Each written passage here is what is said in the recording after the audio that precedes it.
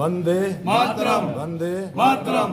आज के इस नामांकन के कार्यक्रम में हमारे भारतीय जनता पार्टी की तरफ से और इस सिरोही की जनता के विश्वास पर जिस तरह से भारतीय जनता पार्टी ने मुझे यहाँ नामांकन के लिए निर्देश दिया, उसके लिए आप सबका सहयोग, आप सबका विश्वास, मैं तहे दिल से भारतीय जनता पार्टी और सिरोही की जनता का खूब खूब आभारी हूँ कि उन्होंने उनके विश्वास पर मुझे जो आप सबका और सिरोही की जनता के विश्वास पर मुझे सिरोही के अंदर अब की बार जो टिकट देकर आपके बीच में भेजा है, तहे दिल से आपका मैं धन्यवाद देता हूँ। और विशेष तौर से आप सबसे निवेदन करता हूँ कि 2013 से लेकर 2018 के क्षेत्र में जो विकास के काम हुए थे, उस विकास के काम को जिस तरह से अवरुद्ध किया गया और उसको रोका गया, और रोक करके आने वाले समय में मैं समझता हूँ कि भारतीय जनता पार्टी के इस मिशन में हम सफल होंगे। और आप सबके सहयोग से मैं विशेष तौर से मीडिया के बारे में कहना चाहता हूँ कि जिस तरह से आप सबका सहयोग रहा है, इसी तरह से सहयोग रहे।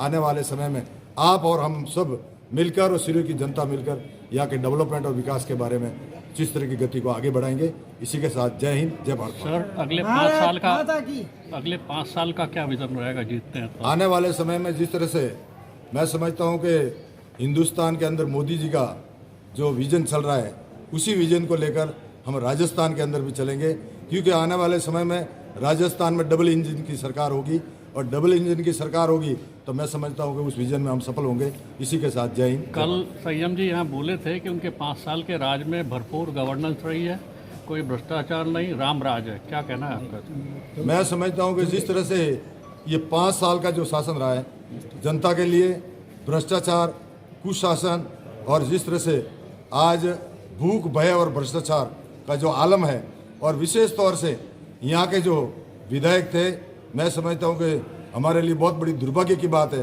कि जिस तरह से आज हॉस्पिटल में से अगर बच्चे को उठाकर कुत्ते ले जाए तो ये हमारे लिए बहुत बड़ी दुर्भाग्य की बात है। मैंने ऐसा शासन भूतों न भविष्यत कभी देखा है और कभी नहीं देखने का है। अगर राजस्थान में डबल इंजन की सरकार बनी तो क्या सिरोही में हवाई सेवा आप प्रारंभ करवाएंगे?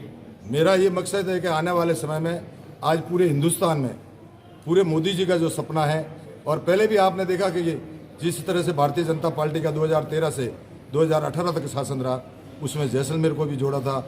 ऐसे कई क्षेत्र थे जो हवाई सेवा से भी जुड़े थे।